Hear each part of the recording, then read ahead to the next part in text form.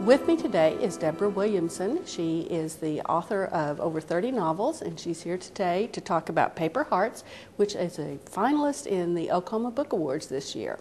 And Debrah, what inspired you to write this particular story? I've worked with both of the generations depicted, and I kind of wanted to see a generational story and see how the younger people can interact with the older people and how they can each add something to the other's lives. When I was in college, I worked in work study with a group of children that was as a teacher's assistant, kind of as a not necessarily runaways, but the troubled children. And I knew a lot of kids like I think Chancey was. They just needed a chance. Her name was, I selected her name for a reason. And I've worked with the elderly a lot because in a former lifetime I was a speech language pathologist and I specialized in neurological rehab. And so I worked with a lot of stroke patients, and I've worked in the assisted living daycare settings, also nursing home settings and home health. So I've worked with a lot of people when it comes, and so sometimes they are overcome with the way life hits them all at once and they don't know what to do. Sometimes they just need somebody. Mm-hmm. Now, obviously Chancey was modeled generally on people that you've worked with, but was she modeled on anybody that you know in particular? Well, I have a very good friend who maybe led a very difficult childhood and turned out to be a wonderful, wonderful person. And she has always inspired me to, just because someone doesn't have a good first shot at life, they don't have a good mother, does not mean that they can't do whatever they want with their life if they're given the opportunity. And so this one person, one of my best friends, did inspire me for that, yes. And Max, he's the elderly gentleman in the story. Was he modeled after anyone?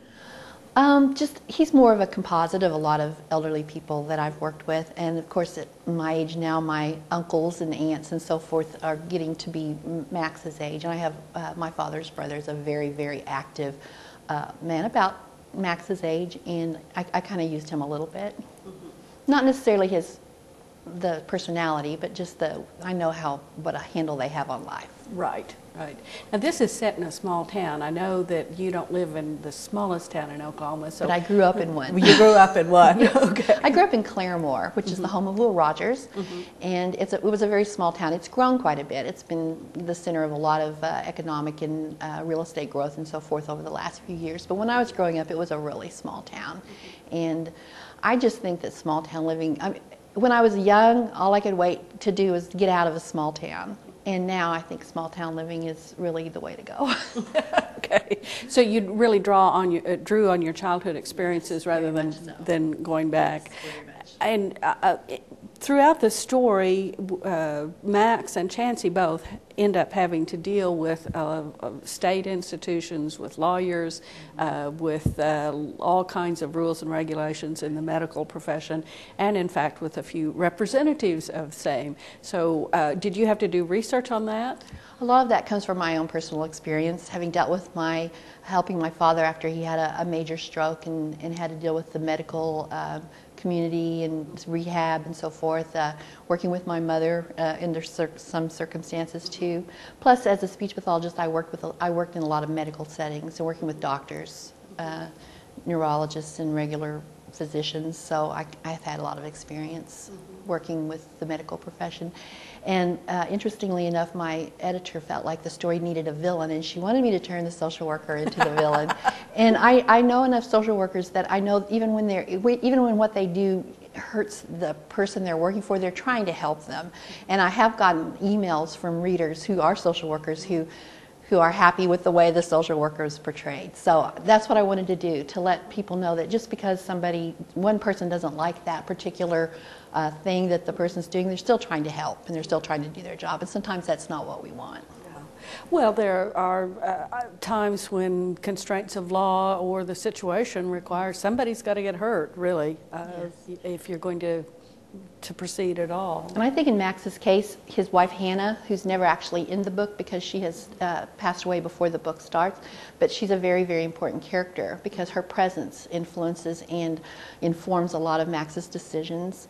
And when she's gone, that's his major support and foundation, and he really is kind of lost. And so he sort of needs someone to take that place.